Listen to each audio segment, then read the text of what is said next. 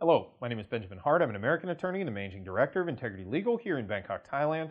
In a prior video we did on this channel, we were discussing K-3 visas and how they may prove to be advantageous to folks during the COVID-19 outbreak and all the ramifications associated therewith. I'm making this video to specifically discuss what I'm foreseeing being the K-3 visa process in the aftermath of COVID-19. So, first of all, let's understand, I think what we're going to see after this COVID-19 situation has sort of settled, I do think that the immigration system will see some changes, although it generally takes time. But some immediate things that I see with respect to the K-3 visa process is I definitely foresee a situation in which the medical exam requirements associated with the final issuance of a K-3 visa, I think they're probably going to change. And I think we can probably safely say that they're going to change shortly after the immigration apparatus comes back online in the aftermath of the closures. For example, the immigrant and non-immigrant visa units at the U.S. Embassy here in Bangkok, as well as the U.S. Embassy in Phnom Penh, Cambodia, and the U.S. Embassy in Vientiane, Laos. All of these visa units are not currently issuing visas because they're not even currently having interviews.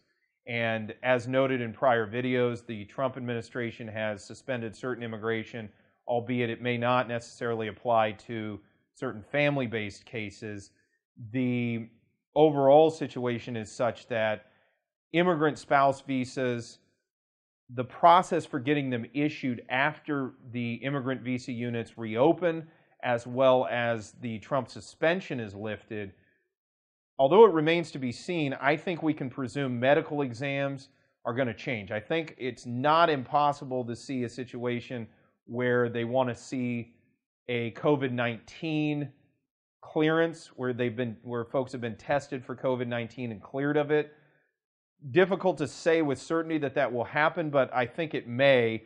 Now, it's my understanding that these tests are not exactly the most commonplace thing, so until there's testing everywhere, we might see kind of an interim period where we don't necessarily see medical exams requiring COVID-19 clearance as far as an actual test, although I suspect the civil surgeons associated with doing an examination for someone to be issued a visa itself, I suspect those people are going to be well aware of COVID-19. They're going to be looking out for the symptoms. Here in Thailand, the medical infrastructure is such that I think testing is going to be possible on a wide scale, at least shortly after we would prospectively see the interviews being brought back online, the system being brought back online. So I think medical exam is going to be one thing of a major concern.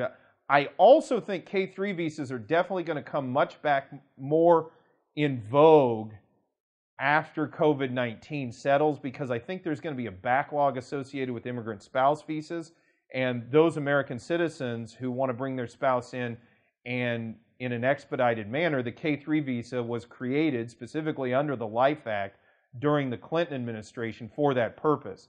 And although we did not see a lot of K-3 visas being issued the past 10 or 12 years, that was due to the fact that immigrant spouse visas were processing in a much quicker fashion than they are now.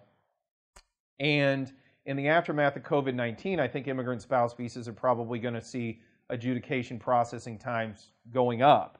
And for that reason, it's possible that the reason for administrative closure will not be there anymore, and NVC will start processing K-3 visas in the manner that they did prior to them not being necessary in these past roughly dozen years. So the thing to take away from this video is, I think one of the big things that will change in the aftermath of COVID-19 with respect to the K-3 visa process is definitely the medical regimen that folks go through in order to get a visa to the United States. That's going to change, and I think that we also may see a situation where more K-3 visas are filed and more K-3 visas are issued than we've seen in the relatively recent past.